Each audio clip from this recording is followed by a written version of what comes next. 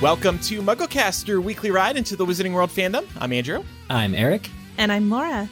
And on this week's episode, we are discussing diversity in Harry Potter, specifically the lack of Black characters across the story in honor of Black History Month, and so we can recognize the importance of diversity in the stories that we consume, not just with Harry Potter, but elsewhere. And to help us with today's discussion, we are joined by Adriana Redding. Hi, Adriana. Welcome to the show. Hi. Thanks for having me. I'm super excited. Awesome. Well, tell us a little bit about yourself. So my name is Adriana, but sometimes people on the internet know me as Bippity Boppity Broke. I am a theme park blogger, influencer, and I also may have been seen on Harry Potter Tournament of Houses. We didn't just see you, we saw you win. She was on the Team Hufflepuff. Such a fun show. We loved it. We were talking about it for a few weeks on the podcast. Let's start with that. So, what was that experience like? That must have been so cool. Oh my goodness!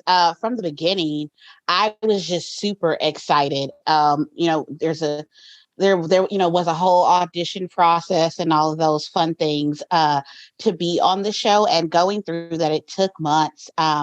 And when I made it, because we really didn't know that we had made it onto the show until Helen Mirren called our name. So that is a very real moment of seeing us react. Wow. Because there was a potential 24 of us. And so we knew that 12 of us out of the 24 were going to make it, and the other 12 weren't. So we didn't know until literally it happened live, during the recording. And that excitement was a lot, because we had just saw the set, and it was beautiful, and it looked like a Hogwarts library, and the crowd was hyping. You were seeing everybody in your house colors, and everybody just wanted to represent their houses so well. And so, to get called and to know that you're about to represent your house in front of, thousands, if not millions of people on television, it's a lofty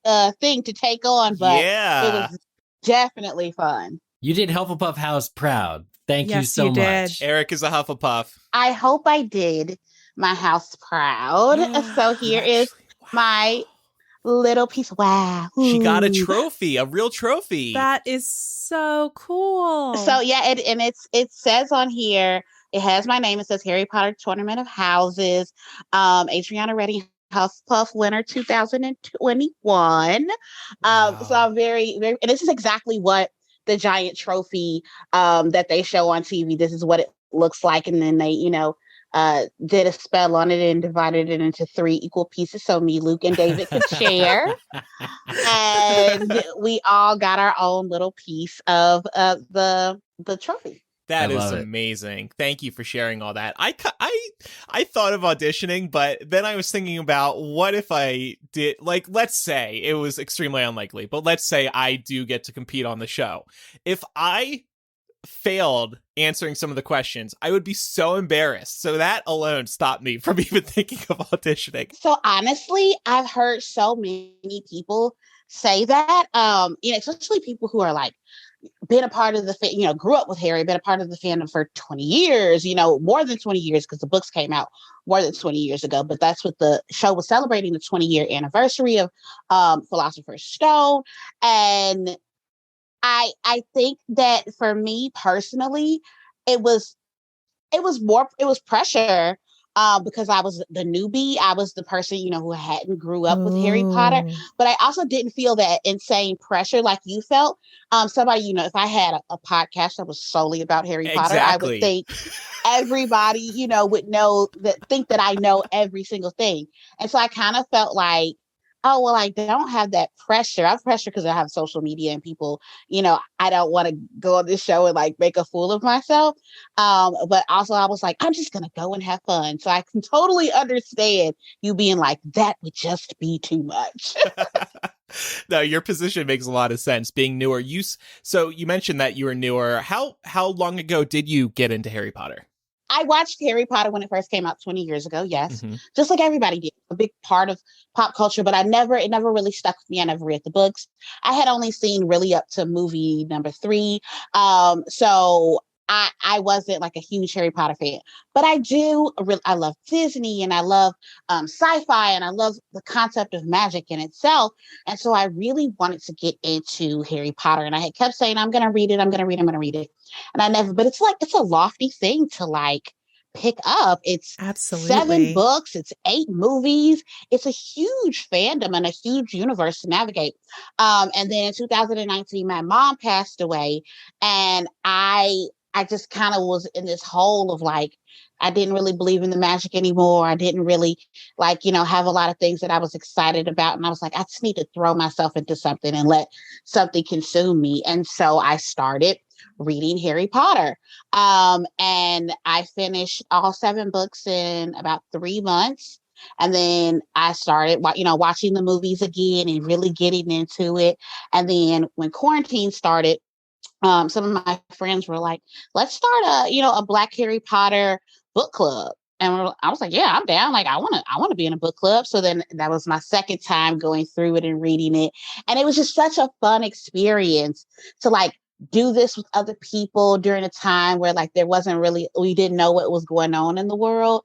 And to, come and do that every week. It was really fun. And then, I got the call for the show and they're like, hey, do you think you'd want to be a part? Because I was so much Hufflepuff. Like once I got into it, I was like Hufflepuff down to the socks. So nice. Yeah, absolutely. So on my social media, you can see like I'm the Hufflepuff girl. People know. And so when they were like, you want to do this? And I was like, trivia? I don't think I know everything, but I can try. Yeah. Oh, that's an incredible story. Well, welcome to the show. It's so great to have you on. And Adriana, your username on social media is bibbidi-bobbidi-broke _broke. And we'll have links in the show notes of today's episode. And of course, we'll tag you on social media too, so everybody can easily find you. Your social media is such a joy, by the way. Your Instagram, I'm just like living for it. It really is. Especially that Dunkin' Donuts post, because I'm a big Dunkin' Donuts fan. I am a Dunkin' Donuts girl. You are in good company. We are Dunkin' lovers here. Well, as we dive into today's discussion, we wanted to ask about your relationship with the core Harry Potter books through the lens of representation. We've all spoken about the ways in which we see ourselves represented in these books. And we also know that there is room in this franchise to improve on representation of non-white characters. Could you speak to the impact of consuming a piece of popular media that contains characters who look like you?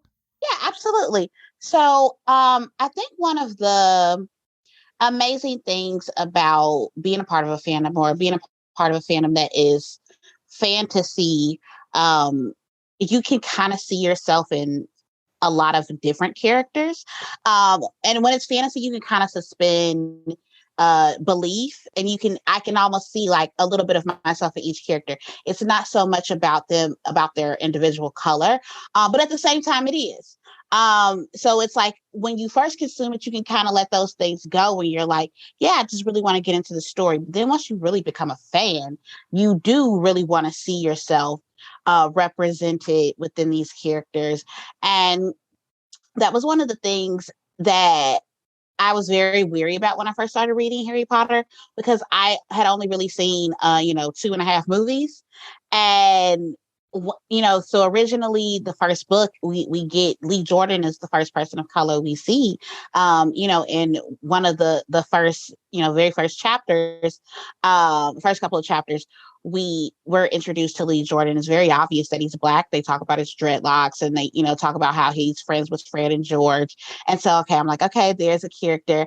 But then we don't really get him a lot. Then we get, Dean Thomas, and we get pieces here and there. So every character of color, or every Black character specifically, you don't get a lot of them. And I think that's where the missed opportunity is, because if we're going to be honest about it, these are every character in Harry Potter is so very well rounded. It is a full thought of character with a backstory, and it gives us little inklings of that backstory. And it's like, why we just want more, and they could have been featured in such an impactful way. More specifically, I think about like Kingsley Shacklebolt a lot, as a character that just could have been so much more than he actually was. He's obviously someone of of standing in the wizarding world. They talk about him being part of the Sacred 28. He has like such a well-known wizarding world name. He's pureblood, and they don't. They just give us like little quips, like, the Black person comes in and they're funny or they're witty. And it's like, we want more. We want to be a part of the story as well. Yeah. And to this point, I thought we could run through the non-white, somewhat prominent characters in the original Harry Potter books, because exactly what you're saying, there aren't many Black characters or people of color, and where there are, they have very small roles, or they have those, witty lines. Yeah. So Dean Thomas, Cho Chang, Padma and Parvati Patel, Kingsley Shacklebolt, Lee Jordan, Angelina Johnson, Blaise Zabini. 5 of those characters are Black. And all the lead characters are white in the Harry Potter books. And all people in leadership type roles, save for Kingsley, are white as well. It's just a very noticeable issue with these books. And some people say, well, during the 90s, there weren't as many Black people over in the UK.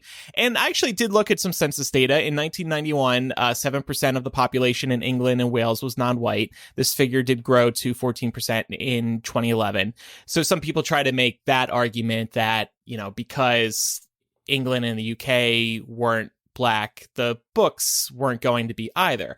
On the other hand, it's a fantasy series. Everything is possible. I think everything is possible, but also, like, I cannot believe that in your everybody sees people of color in their daily life. Everybody sees Black people in their daily life every single day. So for you to be like, oh, well, like, that's just, indicative of the type of people that were around at that time is a complete and total lie. And it's an excuse that people use in order to get away with or just dismiss not having a diverse set of characters, or having the diversity, but they're smaller roles. They're not, intricate to the storyline. It's definitely an excuse, and it's naivety. Mm-hmm. Yeah. Yeah. I always find this argument funny when people want to go the route of saying it was just a different time, as though Black people didn't exist in the 90s. 20 years ago. We just popped up. Yeah. And then people were like, oh, you do exist. No, and that's what I'm saying. Like I consume so much pop culture, and I consume so many different fandoms. Like, I remember when The Harder They Fall came out, and people were like, why are we making cowboys Black? Cowboys weren't Black. And I'm like, did you think that in the world of all the cowboys, there wasn't a couple Black cowboys, or maybe more than you thought of? And do you know what? History was written predominantly by white people. So, they might have left out a lot. Mm-hmm. So I don't buy that argument at all. And I do think it's an excuse. And it's just weird. So, like, even hear people say it out loud, you'd be like, yeah. Is that what you really think? I think that it's possible to accept multiple truths here and say we love Harry Potter. Harry Potter had, an immense impact on all of us in one way or another. But it can also be true that the author is a white woman and likely grew up around and socialized mostly with white people. And due to that, she wrote what she knew or maybe was most comfortable with. But just because of that does not mean that we can't critique the series and say, this is a fandom that has not died out. It's a fandom that is living on. And if we're looking at expanding the fandom, whether it's through plays, whether it's through the Fantastic Beasts franchise, whether it's through perhaps rebooting the Harry Potter series as a TV show, which I know we would all love, there is enormous room in there to sort of tell that story through a lens of better representation of the world as it really looks. Absolutely. And I think I don't want to get too far off of, topic of just the books, but I do think there is something to be said about, okay, well, how do we fix that now? Like we can always sit around and critique what isn't there, but like now that we're aware of it, and now that it's like what's being done. And so the show, Harry Potter Tournament of Houses, was a great opportunity, and the blogs and the Twitter and people's reactions were going crazy, and I do think a lot of people saw the diversity in the show. Some people might have not liked it. I've seen quite a few comments about the diversity in the show and people not accepting it. Or people yeah. So we gonna call a spade a spade. I'm glad you're calling it out. I'm just shocked that people actually said that. Oh yeah, there's definitely pushback. And I understand that the internet is an ugly place, and you people feel real brave behind a keyboard. But I've seen comments that was like, "Oh, it's obvious that these aren't real fans. That they're that the show was just my God, that the show is playing the diversity card." It's all good for, more diversity, but like give us real Harry Potter fans. I do want to say the producers of the show was amazing. I'm not just saying it because I was on it. I'm saying that there was an effort, right? I'm like, send Razor, watch this is genuine. I might have a trophy, but yeah. There was definitely effort made to make sure that everyone felt represented and that their teams represented more than just white people. And I like I said, it got pushed back, but the show is very, very diverse. And so that's one of the opportunities that people took in order to show the true diversity of the fandom, even though the stories lack that sometimes. Yeah. Well, and I think in a way that this was kind of Wizarding World Inc.'s chance to start diversifying Harry Potter. We'll touch on diversity in Fantastic Beasts in a little bit, but I think we actually noted this on MuggleCast when we first started talking about the trivia show, that it was refreshingly diverse. I mean, as a gay person myself, finally seeing somebody gay involved with Harry Potter in official capacity was like, oh, yeah, about time. There was I love Luke and Annie. I love them both very much. Were two contestants on Harry Potter Tournament of Houses that were openly gay and talked about it and talked about how, being gay and what Harry Potter meant to them. And I just felt like it was such a refreshing moment to see that and to feel that everyone felt represented. And even age groups. There wasn't just, 30-somethings who love Harry Potter. That David is 77. Yeah. Sophia is 15. Yeah. Like, it was so broad. It just showed how that any and everyone can be a Harry Potter fan and needs to be shown. Because if we don't see ourselves, we don't know what it is that we can really do. People can't ascend to their highest self if they don't see themselves represented in social media, in media, in movies and books, and everything. Yeah. Amen. I mean, as a fandom, and I love this fandom, but we can talk about how Hogwarts welcomes everyone home. But in order for that to be true, we have to be welcoming to everyone. So that's why I'm really glad that you called out some of the social media responses you saw with regard to, some less than desirable opinions about the casting in Tournament of Houses, because there's just not room, in my opinion, for that kind of attitude in this fandom. We really, on this show, I know all the major fan sites, the major podcasts, the last couple of years in particular, there has been a lot of conversation about the importance of making this fandom inclusive for everyone. And it's a great reminder that everyone means everyone. Mm-hmm. Yeah. Every single person. Absolutely. I'm proud to love something that reaches so many people from so many different backgrounds. The more people that like something that I like, the more affirmed I am in that. Yeah, that is a really good high quality story too, that it can reach so many different people, appeal to so many different people. In spite of its like self. Yeah. So I know, Adriana, one thing that I was excited to talk to you about was the recasting of Lavender Brown, because we were talking about this the other day, and you said this really bothers you. And this was a real issue with the movies. So the role of Lavender Brown was originally played by a black actress in Chamber of Secrets. Her name was Kathleen Culley. And then in Prisoner of Azkaban, she was played by another black actress, Jennifer Smith. But then the role went to Jessie Cave, a white actress, in Half-Blood Prince. What the heck happened there? I think we can assume that she went from being played by two black actresses to a white actress when they needed to make Lavender Ron's love interest, and they said, oh, God forbid, we have Ron interested in a black girl. People wouldn't be able to handle it. They whitewashed the character. They absolutely whitewashed the character. And like I said, I'm not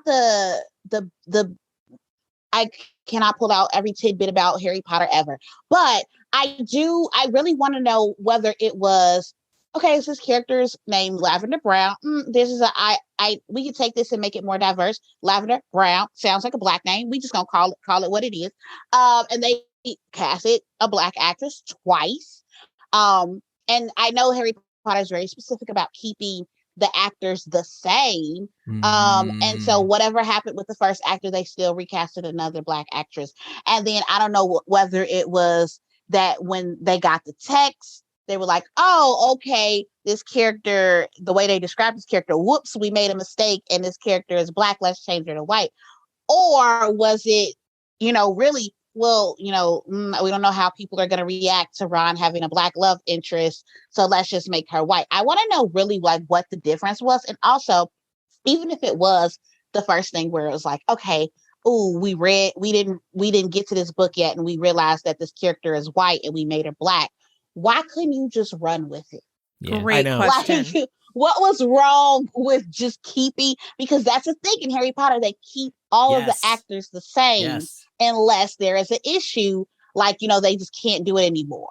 So or why like are in jail. Right, or are in jail. And also, is it that the actress that is played by Lavender Brown at that time, is she not what is conventionally pretty, because it is a dark skinned black girl that plays Lavender Brown? Is it too much? Is she not, Eurocentric enough? I really want to know what it is, but it really makes me upset because I feel like that was such an opportunity that they could have took to take a character who was not black or that they thought wasn't black and to keep her black and add that diversity. Because I would have loved Wawan. Yeah.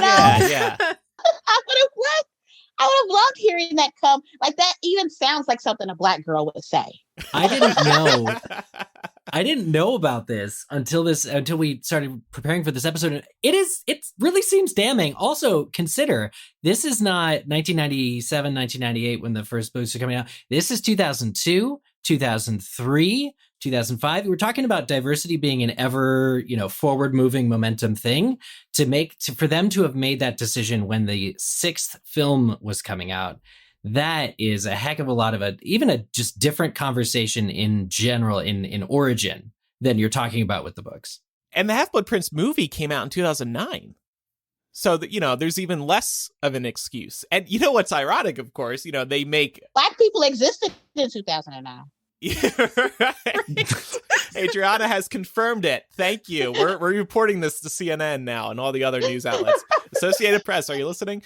What's ironic, of course, is that they did eventually make Hermione black for the Cursed Child, which was amazing. But that's Ron being with Hermione, who was black, so he does end up being with a black girl anyway. That's an interesting point. It is interesting. Also, George ends up with a black girl as well. Yeah. Mm-hmm. Angelina Johnson. Mm-hmm. So what were they afraid of? So many opportunities that are just missed in Harry Potter, in the books and in the films. And I think going forward in the films, like we said, Fantastic Beasts really has an opportunity to knock it out the park. And I think the fans deserve to get what they want. Yeah. I agree. Yeah. I think, when I think about this case with, the recasting and sort of giving this role to Jessie Cave, no hate towards her. No. She was great in the role, great actress. But it also makes me wonder about what level of sort of unconscious bias was at play here, that someone somewhere was like, oh yeah, Jessie's perfect for this. And nobody thought to point out, but she used to be black. Why? Twice. Why are we changing this? Yeah. Oh, they thought it though.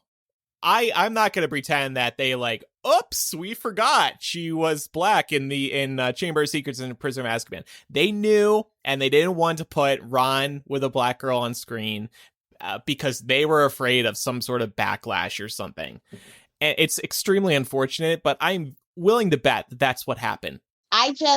We've talked about this at length in our book club. And so this is just one of the hot topics where I'm just like, I don't understand the reasoning. And it would have played so well on screen because she's such a funny character too. And she's not a character that is going to even be she's around, but she's not a main character. She comes in for a moment and she has her moment and you love her. And then she kind of, fades into the background with the other kids for the rest of the time. Right. There's so much more to discuss today, and we'll continue in a moment. But first, it's time for a word from our first sponsor this week. They're for fans of supernatural, thrillers, and all things horror. They're Shudder, who lets you stream all these genres across all your favorite devices. Shudder's streaming library has just about everything, from original movies like VHS 94, The Boy Behind the Door, and PG Psycho Gorman, to the hit series Creepshow by executive producer Greg Nicotero of The Walking Dead. If you're a fan of old classics or looking for the next classic, you're going to love Shudder's collection from around the world. They've got The Wicker Man, Blood on Satan's Claws, and the all-new movie The Last Thing Mary Saw, and so much more. If you're into horror, Shudder is the place to go for as much as you want. And if you want a recommendation from us, you've got to check out A Discovery of Witches. The new season just premiered. It's based on the All Souls historical fantasy trilogy by Deborah Harkness, and it is so good. It's also regarded as one of the best shows on Shudder. I discovered this while doing some reading on it, so don't miss it. Stream all this and more from Shudder's ever-growing library ad-free for just $5.99 a month. But we've also got a special offer for listeners. If you're a fan of supernatural, thriller, and all things horror, you're going to love Shudder as much as we do. And right now, you can stream your first 30 days of Shudder for free. Go to shudder.com and use code MuggleCast. That's SHUDDER.com, code MuggleCast, to stream your first 30 days of Shudder for free. Again, that's shudder.com, code MuggleCast. Okay, so continuing on, Eric, I know you wanted to bring up a point about Dean. I want to talk about Dean Thomas specifically, because we talked about his backstory, and, J.K. Rowling has this comprehensive backstory for all of her characters, and I was reminded, actually, that J.K. Rowling talked about Dean having this extensive backstory that she had written down. I think it was the classic napkins type story where she's writing out furiously, his whole backstory. She did eventually address this on her own website. And I found a quote here. Now, sort of as a lead into this, I'm wondering if it was better or worse that we did never get this Dean Thomas backstory. So what she said is, I had a lot of background on Dean, though I had never found the right place to use it. His story was included in an early draft of Chamber of Secrets, but then cut by me because it felt like an unnecessary digression. Now I don't think his history will ever make it into the books. Dean is from what he always thought was a pure Muggle background. He has been raised by his mother and his stepfather. His father walked out on the family when Dean was very young. Naturally, when the letter came from Hogwarts, Dean's mother wondered whether his father might have been a wizard, but nobody has ever discovered the truth. That Dean's father, who never told his wife that he was what he was because he wanted to protect her, got himself killed by Death Eaters when he refused to join them. And that was J.K. Rowling's own words on it. So, you have a hero dad who dies doing the right thing, right? Death Eaters, no way, I'm not joining you. But in this backstory, if it made it into the books, you have a black character, one of the series' only black characters, having an absent father. And I'm like, that perpetuates its own kind of stereotype. So 110%. So what do we think about this? Like, in general? If Dean Thomas was a bigger character and he had this backstory, I feel like we could look over it being so like haphazard. But because he's such a small character, if we would have got this weird backstory of like, and his father really was a hero, but his father walked out on the kid, and it's just like everybody has two parents in Hogwarts, every single person, and like a mother and a father. So like, why is the black kid the only one without a mother and a father? Well, he does have a stepfather, she says, but still, it's kind of the same thing. It's like, oh, right, exactly, broken family kind of thing. It's like, why is that kid the one? And then, okay, so if we're really gonna go there, like to think like, oh, it's never gonna make it in, or it felt like it was a weird digression. Seamus Finnegan tells us his whole family story over breakfast. I know, that's what I was thinking. We get so much exposition on ancillary characters' background stories. Why did it feel like Dean's was not relevant? Interesting. So, according to this, was reportedly it was Neville's backstory that pushed out Dean's. And like, you can understand with the Harry prophecy thing why that became the more central winning plot backstory. But at the same time, because of the extensive work J.K. Rowling does, again, I don't think we're calling her racist. I think that there's a lot of missed opportunity in terms of representation and equality with what we were given in Harry Potter to be even more, looking at it now, we can look back and say, this could have been better, or this was omitted and possibly should not have been. Yeah. Mm-hmm. Yeah. And I would like to go on record for me personally. Jake, she who shall not be named, is a lot of things, but I do not think racist is one of the things I would consider her. I just think like Laura said earlier, it is a bias. It's an unconscious bias. And now that we're aware of it, it just needs to be addressed and fixed. Agreed. Right. Love it. Agreed with that. The acknowledgement of it, the recognition of it, and then doing the work to make progress is what this is about. I don't think anyone here is, coming on this panel to say, I think J.K. Rowling is a racist. It's more about a lot of people have unconscious bias, and a lot of people have blind spots that they are not aware of. And I think this is one of them, especially at the time these books were written. Maybe, things are different now. Maybe, and we'll see this when we get into some of the more diverse casting for Fantastic Beasts. Maybe there has been work done to improve on this, but it's still totally valid to point out that this is a valid critique of these books. 110%. And I hope, am I saying it?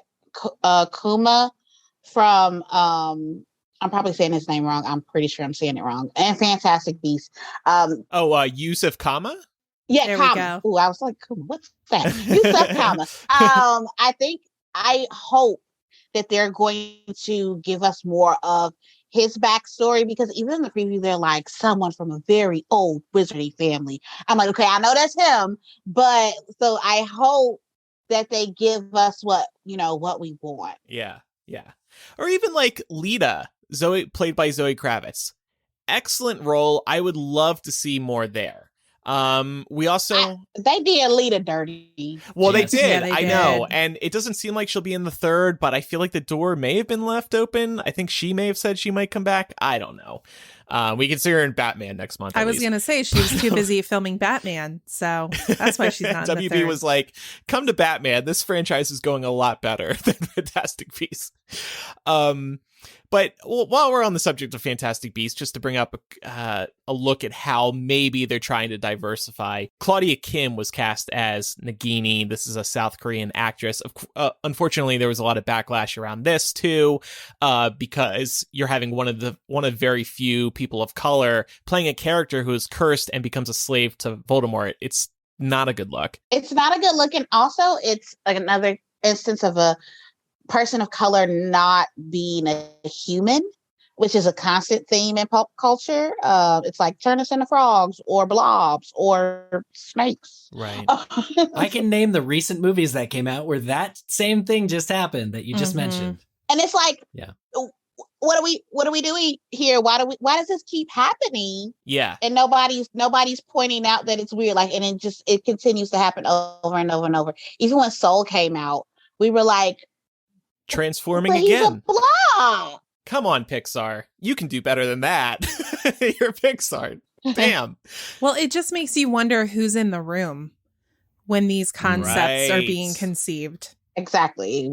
And we're not in the room where it happens. Yeah. I mean, if you look at senior leadership of Pixar and Disney alone, it's a very white picture. But one character, I think objectively, we can say, great casting, all that. Serafina Pickery, whose Funko I think you actually have behind you. Yeah. Love her. So she's the Minister of Magic at MACUSA, so that was exciting to see. And then, of course, Hermione in The Cursed Child, now played by Black actresses, she's the Minister for Magic at England's Ministry of Magic. So that's all great, but I think we're all in agreement that they haven't gone far enough with Fantastic Beasts. Yeah. So when Fantastic Beasts first came out, there was a big backlash about it being even more white than Harry Potter in general, because even in Harry Potter, you get a lot of background characters and side characters. So side and background characters who are of color. Like if you watch Harry Potter, you can count at least 2 or 3 Black people or people of color on the screen at all times, unless it's just the trio. So and Fantastic Beasts, you cannot. Right. Everybody white. So at least the first Fantastic Beasts. So I think once the first Fantastic Beasts came out, people were like, oh, okay, let's try to fix that and add some more to it. And I think with this, with Crimes of Grindelwald, I have a lot of thoughts and feelings and opinions, and I hope that we get the diversity that we deserve. But I'm excited to see more than just Serafina and Yusuf. Yeah, I'm excited for Jessica Williams. Oh, yeah. Yes. I love her. Eulalie Hicks, Yep. an Ilvermorny professor. Yeah, that'll be great. I think did we get a couple glimpses of her in the trailer? We did. I think. Yeah, she's one of the group that's going to be traveling around and paired with the heroes. Yeah. Okay. We did. We got glimpses of her in the trailer, and she's an amazing actress, and I love her. And I saw her, I'm like, oh my gosh, this is gonna be so cool. And she has also said she is a huge Harry Potter fan. So, and you don't see that too often with the actors, like coming out and being like, I'm a diehard Harry Potter fan. Like Ivana Lynch, Luna Lovegood, diehard Harry Potter, unapologetic. I get the same impression from Jessica Williams. So I can't wait to see her in a Wizarding World role. Plus, like, if you've, I think all of us have followed her career to some extent, but like, I remember back when she was on The Daily Show, she was one of my favorite correspondents. And I remember hearing that she was a huge Harry Potter fan. And I was like, oh my gosh, that's amazing. Because I already love her. So it made me love her more. And then hearing that she was going to be in this franchise was just like, oh, that's just spot on. It's perfect. I can't wait to see her. Yeah, I'm very excited. Jumping back to Cursed Child, around the time that Noma Dumezwani's casting was announced for the role of Hermione in Cursed Child, J.K. Rowling implied that the casting of Hermione, or around that time, that Hermione was not written as explicitly white. I think her tweet said something along the lines as Hermione's described as having brown eyes and bushy hair. And she kind of included a winky face as though to say, like, I never said she was white. And unfortunately, people had feelings and reactions to that we all remember. But I do know from being on this podcast over the years, from speaking to others in the fandom, that has been a headcanon for people for quite some time, long before The Cursed Child came out, that Hermione could be read as a Black character. And I'm wondering if we think there are any other characters that are like Hermione in this respect that can be read through a different lens and not seen as white. So I don't think that she wrote her as a Black character or could be a Black character. I 100% think that Hermione is her. It's JK. And she's like, I mean, Oh. She could be. So it's like we can take that and say, sure, she could be, but she wrote her so vaguely because she's her. You always insert yourself into a story, and it's very obvious that Hermione is her. But I do like that she could be recasted as a Black character, and a lot of people, headcanon. A lot of people saw Hermione, even reading, you know, for the first time, and being familiar with Emma Watson being Hermione, I still could kind of see where Hermione could be Black. They talk about her, being tan a lot. They talk about her curly hair. They talk about her brown eyes. But also in literature, people do this really weird thing that I wish that they would stop doing, which is when a character is Black, they won't just say that the character is Black. Mhm. They'll like use other words to describe Black. And I'm like, that's weird. Just say Black. Because like it's not, Black isn't a bad word, So but I do enjoy and I'm going to see Cursed Child. Thank you, Winning, from the show. I am going to go see Cursed Child in New York. So I will be very excited to see this Hermione. Oh, I'm That's so excited awesome. for you. I know on a previous show, this has probably been a year and a half ago or so, we did kind of talk about our headcanon recasting of characters if a TV show were to happen. And someone who always stuck out to me as somebody who I would love to see playing the role of McGonagall is Viola Davis. I just feel like she could embody that character so well. And when I think about McGonagall's character in the books, to me, I think that is a perception, that's a reading that I could have of the book. Like I could see McGonagall not being explicitly white. Like there's so much room for several of the characters to look different than I think the kind of default setting that we're given through the early books provides us. I 100% can see Viola Davis as McGonagall. I guess my head canon of characters that could possibly be Black or be recasted as Black, go ahead and do the whole Weasley family, Weasley tree. Black people can have red hair all day long. Yes, they can. So for whatever reason, Black people really do feel kin to the Weasleys. Like everything about the Weasleys is so fun. And my boyfriend always jokes all the time that like he's like, that's my family. I'm a Weasley. And so like I feel like we could just redo the entire Weasley family as a Black family. I would love that. That's amazing. I love that idea. So, thinking about sort of what the core books represent and the opportunity that exists to diversify this franchise, I'm curious if you think that a lack of representation in the stories could have an impact on a diverse audience's connection to the story. 110%. I think if you don't see yourself, you don't think something is for you. I don't think that Black people, specifically people of color, not so much in Asian culture, but I feel like Black people have never really seen themselves be magical. I feel like all our lives we've been told, as children, you're a girl and you like princesses. Black girls can't be princesses. We hear that's the number one of kids being like, well, you can't be a princess because you're Black, and you're just like, who told you that? So I think that if there was more representation in Harry Potter, 110%, you would see more diversity in the fandom. And I think it's becoming not a new thing, but it's more prominent now of Black people coming up and being like, I've always been a Harry Potter fan. I'm a huge Harry Potter fan. And I think this weird misconception that Black people aren't nerdy and don't like fandoms it is a misconception, because there's so many, like I grew up and my cousins loved comic books and had crates and crates and crates of comic books, and were into video games and anime, and it was just a part of life. And so when like you're like, oh, I'm a Hufflepuff, like I did something recently and somebody was like, I gave them my phone to take a picture and they didn't realize whose phone it was, and it was like, oh, is somebody a Harry Potter fan? And I'm like, oh yeah, it's me. And they're like, oh cool, I'm a Slytherin. And I'm like, yeah, I'm a Hufflepuff. It was like the surprise in their eyes. And I'm like, why do you think Did I they give can't the like phone Harry back? Potter? A decidedly un-Slytherin trait? They gave the phone back. And sometimes, like when people find out that I'm a Harry Potter fan, I try not to slight flex. But like, I'm like, yeah, they're like, oh, are you cool? And like they'll start talking about like their love of fandoms and whatnot, or like their love of Harry Potter. And like I want to resist the urge to be like, yeah, now I was on a Harry Potter TV show and I won it.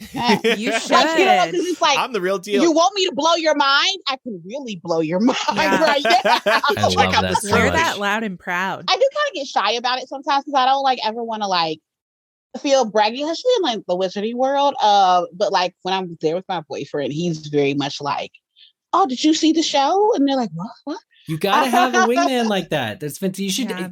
You gotta get a shirt that says "Watch me now" on HBO Max. Like, Yeah, I was just going to say Yeah. that. So you don't have to tell people. They can just read your shirt and be like, oh, okay, cool. yeah. He's totally my hype man. But no, to bring it back to if people see themselves represented, they'll be more into it. So I have a really fun story. When we Uncelebration happened at Universal about 3 weeks ago. And a lot of people from the show, it was the last week of January, a lot of people from the show got together and we all went to the Wizarding World. And it was one of our first, because it was such a big event, it was one of our first times like all being out together. And I do get recognized sometimes because like my hair is the same. But like this time we got recognized more because there was just people who are more aware there. And also we all had on our sweaters. So like we looked on TV. But anyway, long story short, people were coming up to us, a lot of kids coming up to us. Oh my gosh, I watched you on the show, it was fun. But it kind of caused not a huge commotion, but a little bit of commotion. I was walking out of Wizarding World and a whole Black family walked up to me and they were like, hey, what TV show were you on? And I was like, oh yeah, it's called Harry Potter Tournament of Houses. And they were like, yeah, we want to watch it because like we didn't know that like we didn't know we was on it. I'm like, yeah. And my friend Alex was one of the 24 contestants. She didn't make it on the show. She's a wonderful, wonderful person. She like was itching to like tell them. She's like, you haven't seen it? Oh, you gotta watch it. Like, it's like she wanted to tell them so bad, and she won. I know. Oh my gosh! Let them be surprised. Yeah. Imagine their reaction when they're at home in their living room and you win. Right? Amazing. Why didn't we get a picture with her? Darn it! Right? Like that's so. Like even like I have a social media following. Like even like my followers. Who aren't Hufflepuffs, like they're like, I've never rooted for Hufflepuff so hard. And like they were like, we were just so excited to see you on the show, but like to see that you like actually won. And I had to hold that secret for months. Yeah, I'm sure you I was going to say that must have been tough. And it was very hard. Speaking of like representation and normalizing, this show is very helpful for normalizing Hufflepuffs because Hufflepuffs always get a bad rap, and look at you guys now, you're the winners. No, that made it feel even sweeter because like no one expected the Hufflepuffs to win, like and there's a point in like my vlog where we're like getting ready. It's like right after the first episode and we're getting ready to like do promo shots. It's like 6:00 in the morning. We're trying to like hype ourselves up. And I like turn the camera to Luke and he goes, we're doing it for the puffs. And like, that is like, I'm like, yes, we are. We're doing it for the puffs. Oh my gosh. So I love that. I love the energy. Well, speaking of, and just getting back to something from a few minutes ago, Adriana, you said that others thought that Harry Potter wasn't for Black people or pop culture wasn't for Black people because they're not represented. And maybe these white people would actually realize that Black people are into it too if they actually saw Black people in these stories. So that's another reason why I think it's important to actually have lots of diversity in these stories. I think that's one of the big things, is that when people are surprised that, Black people like Harry Potter or Star Wars or different fandoms, you hit the nail on the head. It's because we aren't represented in these things. And like, if you never see yourself, you never know that you could do it. And it's such an opposite feeling, because how do I tell you, well, you don't think that I like this because you've never seen someone like me like this. And what is it like to have never, not ever not seen yourself? Like, everybody is white. Like, if you watch a sci-fi, the hero is any movies, the hero is always white. Sometimes it's a white woman. Sometimes it's a white man, but the majority of the heroes are always white and the side characters are always white. So it's like, if we had more representation, people wouldn't be so surprised, and they'd be like, oh yeah, that makes sense. Duh. Yeah. It is funny to push back on people who, perhaps they're well-intentioned and they just don't understand the importance of representation. But I can just speak for myself here and say I started reading Harry Potter when I was 11. And as a little white girl, I saw myself represented in those books quite a bit. And if you encourage people to put themselves in someone else's shoes and think about how would you have felt as an 11-year-old, as a child, if you were reading this series that you loved, but you didn't see anyone, or you only saw very few glimpses of people who looked like you. Yes. It's a different experience. There's something to be said about it, where when we see kids dressed up in the wizard, to this day, I get teary-eyed. When I see kids dressed up in the wizarding world and they look like me, I wish that when I was 9 or 10 or 11, that I had this connection to this book, that I could, cosplay and dress up and do all of those things. But I also didn't think those things were for me, because I didn't see myself represented as well. So it's just like, I feel like it's a missed opportunity and it's not so much a missed opportunity for other people, but also like for the person who's consuming it, like, I would have really liked those things too. I would have liked to have those experiences. But now I'm an adult and I can afford to do it on my own. Right. Exactly. You got that disposable income. Yeah. Right. Nobody can tell me I can have 7 butter beers if I want. Yeah. No one's going to tell me it's too much sugar. Exactly. Until I pass out. More to get to today, but first, a word from our second sponsor this week, Indeed. There is nothing you can't accomplish with a great team. This podcast would be nothing without all 5 of us. I'm referring to our on-air panel and then our social media manager, Chloe. In fact, just last week, I think it was Eric who mentioned on air the importance of teams. When you're assembling the right set of skills at your company, you need all the help you can get. And that's Indeed. If you're hiring, you need Indeed, because Indeed is the hiring partner where you can attract, interview, and hire all in one place. And Indeed is the only job site where you're guaranteed to find quality applications that meet your must-have requirements, or else you don't pay. This is an amazing promise. Instead of spending hours on multiple job sites hoping to find candidates with the right skills, you need one powerful hiring partner that can help you do it all. Indeed partners with you on every step of the hiring process. Find great talent through time-saving tools like Indeed Instant Match, assessments, and virtual interviews. And with Instant Match, over 90% of employers get quality candidates as soon as they sponsor their job post, according to Indeed data. With all these things in mind, I really like that Indeed is the perfect tool for hiring. I know everyone is so busy with a million things to do, especially if you're in a leadership or hiring position, and Indeed really saves you so much time and effort. It is a must-have if you're hiring. Start hiring right now with a $75 sponsored job credit to upgrade your job post at Indeed.com/MuggleCast.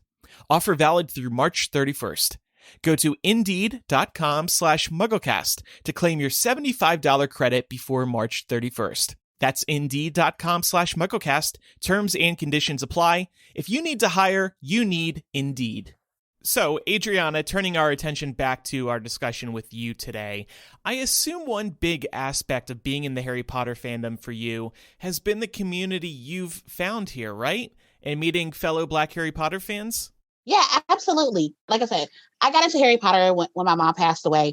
A lot of the story does resonate with me, with, dealing with grief. I didn't realize that the story was about, him. He literally has to relive the death of his parents every book, and learn how to deal with that. And so reading it and grieving and learning how to get over my grief through Harry Potter, and then finding a group of people who liked what I liked as well. And it wasn't, there's a Black Disney community as well. And so it was already like, I was already a part of the Black Disney community. And so then when I got into Harry Potter and I found, I'm like, okay, y'all like Disney, y'all like Harry Potter too. And so we all got together, and it was a great experience. And we all have our own little backstory. Everybody has their own original character, but we all have our own little backstories of like where we fit in the story, what was we doing when Harry was, caught the snitch? Is there a Black student union? Are the girls doing a little cheer on the sidelines? I love that. Can we just make that a thing in the TV show whenever the time comes? We're gonna have a big list of requests. Absolutely.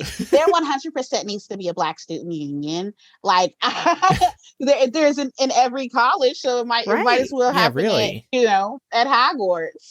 And by the way, in the next week or so, we're going to have a post on our social media channels highlighting some Black Harry Potter content creators, including Adriana, of course, but also Bradley Bakes. We actually had him on the show last March. We had a great interview with him on his YouTube channel, what he's doing.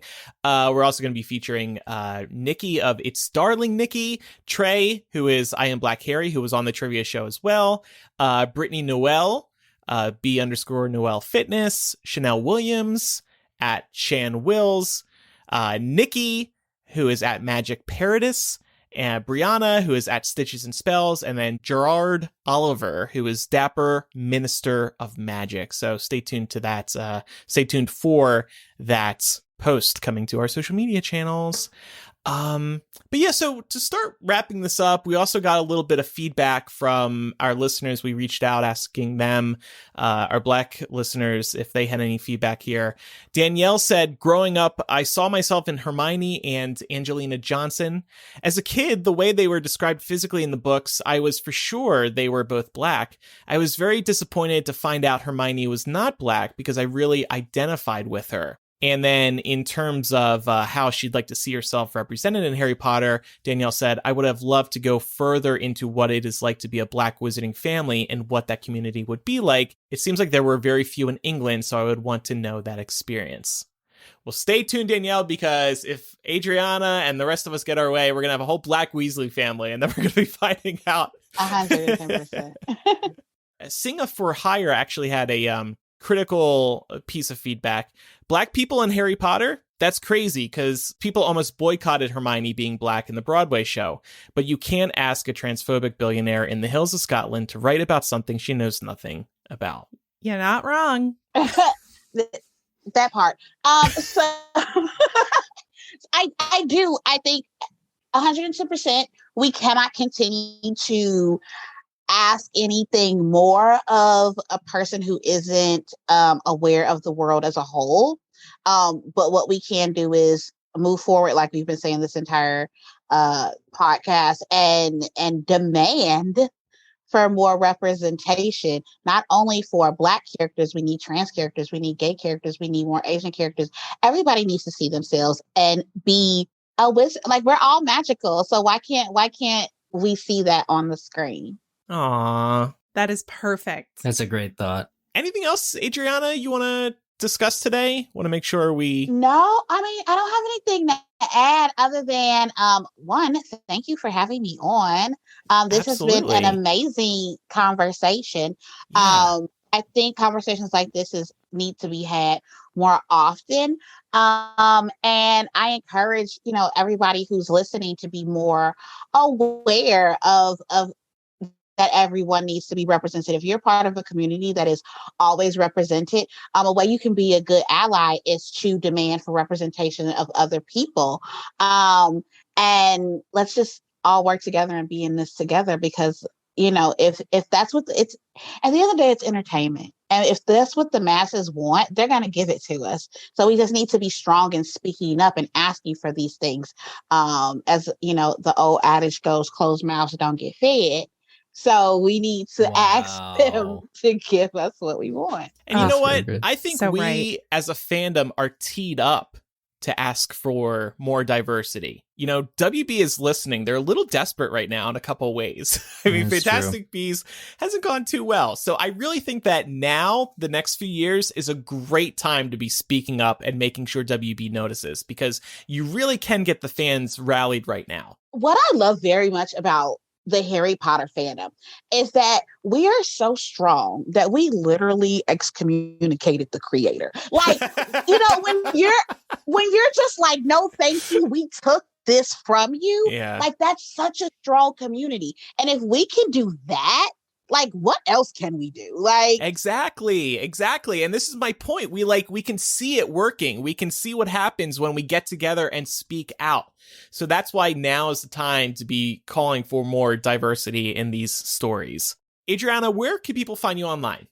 So you can find me on Instagram as Bippity Boppity Broke. And I'm also on TikTok, same exact way it's spelled, Bippity Boppity _Broke. Awesome. Adriana, something we ask all of our guests. What is your favorite book and movie, by the way? Oh, okay. This is a good question because they're different. My favorite movie is Half-Blood Prince. Okay. It's because it's so emotionally charged, and it's really it's the movie where shit gets real. And you know, people they're really gonna have to deal with what, you know, the choices that they've made, and it gets a little violent at that point, and it's you can tell that it's getting to a climactic end. It's the, you know, the rise. And I'll say my favorite book is probably, it's gonna be Sorcerer's Stone. It's the classic. It's the beginning of it's where the magic starts, and like, it's never gonna be like the best story, but it is where it all begins. And so it's, I never want to like let go of the beginning. It's the movie that I watch the most. It's the book that I go back to the most. It's where we fall in love with Harry, Ron, and Hermione. It's where we fall in love with this world. So that's why it's my favorite. Great love it. answer. Yeah, that's Love why Sorcerer's Stone movie is my favorite movie. Between that and Deathly Hallows Part 2, I'm always tied up because it is the beginning and it's extra whimsical. So the first movie is extra whimsical. It's where we get the infamous scene where we're seeing Hogwarts for the first time. I get chills every time I think about it. John Williams' clanging and banging score. Yes. Oh, yes. It's score, the music. It's where we all connect to it. But I definitely Hallows Part 2. It's so heavy and it's so good, and you're just like emotionally like it's probably the one I've watched the least amount of times, and it's not because for lack of loving it. It's because I literally sob from beginning to end. Yeah. And I'm like, today I just can't be an emotional wreck. Brutal. I still vividly remember being in the theater for that movie, midnight release, and just hearing people all around me crying, like in surround sound, everybody sobbing during... We still suspect they were paid to do that, right? Professional criers at every moment. No, I didn't get paid. Where's my check for that? It seemed that way in my group. So it's rough. it's in my vlog. If you ever want to see any of the behind the scenes for Harry Potter Tournament of Houses, I have 3 vlogs on my Instagram. And you go to videos, you'll see them. They say, you know, part 1, part 2, part 3. But in part 3, me and Luke, the day of the finale, we decide what movie haven't we watched enough? Which movie haven't we internalized enough? So we order coffee and we watch 7 part 2. And I kid you not, from beginning to end, we sat on that bed and just like cried, because it was just like such a cool experience, but also like this movie is so good. And then then we started laughing because we're like, look at us, 2 Harry Potter nerds, just sobbing profusely. This is like the 7th time we've seen this movie. Yep. And like, we're still like, Harry's brave. Oh yeah. Amazing. No, we've all been there. So I don't want to go over time too much, but I do want to know, Everybody has different opinions on what they want. What do each one of you, what do you want to see going forward? Do you want to see a TV show? Do you want new movies, a cartoon? What do you see for the future of Harry Potter? I'll tell you exactly what I want in one breath. Reboot the Harry Potter books as a TV series. That way we would get everything in the books. And there's tons to work with, obviously. They could add so much that we never saw in the movies. So that's all I want. I want an inexpensive, that's a joke now these days, Hogwarts hotel. Go, take classes, be part of the experience for a weekend, whatever. At least a quarter the cost of Universal tickets. Like, let everybody in. Let them go to Hogwarts. Oh my God. That would be, talk about tears. Oh my God. I would cry the entire time. Andrew, when you said you were going to do it all in one breath, I thought you were going to say Dumbledore's Astronomy Tower of Terror. Well, the whole I do have a theme park ride. So Adriana, you're a big Disney fan, you know, Tower of Terror. I think they should do a Dumbledore's Tower of Death. What do I call it? Astronomy Tower of Death. Of Terror. Like it was a whole thing. Yeah. Anyway, you fall like Dumbledore, but then you go back up and you fall again. I'm sick. You want us to relive Dumbledore's death. I'm sick. Every time we ride this ride. I'm sick. Sir, seek help. He does have help. He has us. We boost him. They encourage this. Great idea, buddy. Are we good help, though? We're not better help. I think so. He's got to seek better help. Oh, that's a nice reference to one of our sponsors. Real quick, guys, I had an idea. We don't have to use it. I thought, what if we did Quizzitch, but I asked Adriana last week's question as one other trivia kind of question, given that she was on Tournament of Houses. Ooh. You okay being put on the spot like that? I just thought of it. I'm okay with it.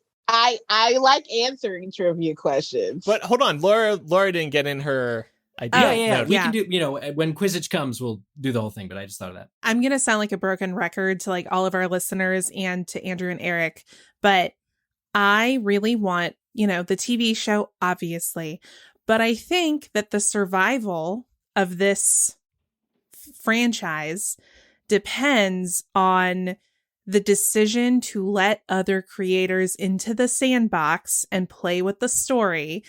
I want to see something similar to what Disney has done with Star Wars in terms of letting other creators in. I want to see something similar to what the MCU has done in terms of letting multiple people come in and help tell the story and shape future narratives. That is my dream scenario. I don't know if we're going to get it, but it's really what I want. And I talk about it all the time.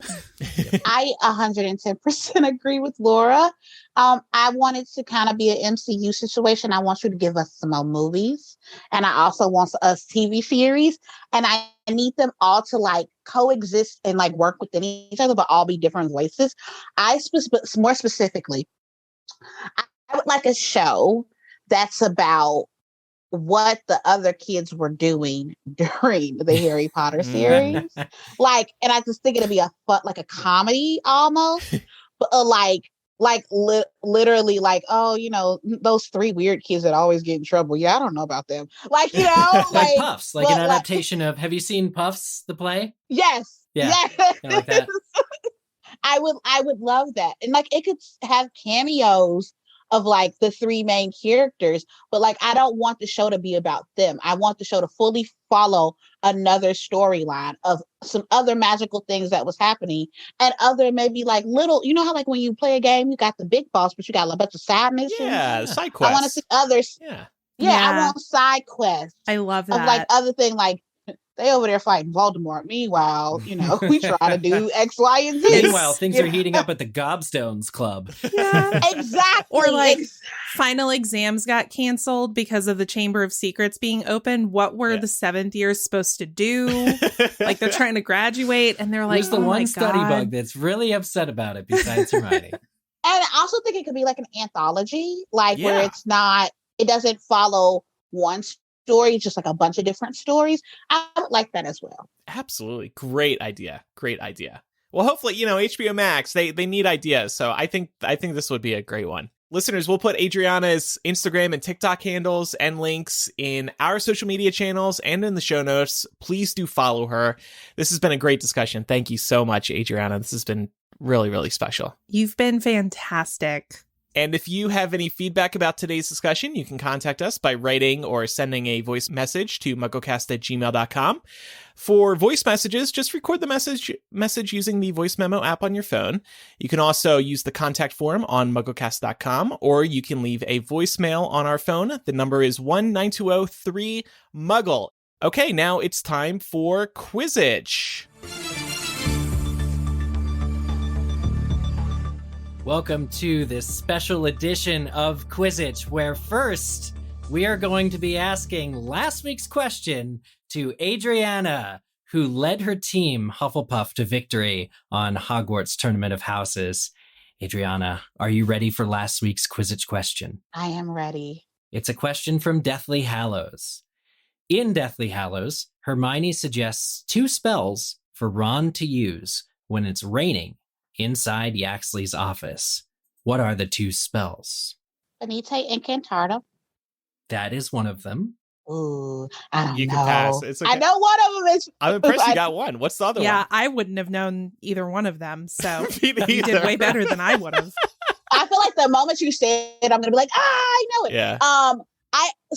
A bunch of the contestants on the show also feel like they put like a charm inside of each question that removed more knowledge from your brain. Oh, because we like legitimately afterwards, we were like, if you asked us anything, we'd be like, what?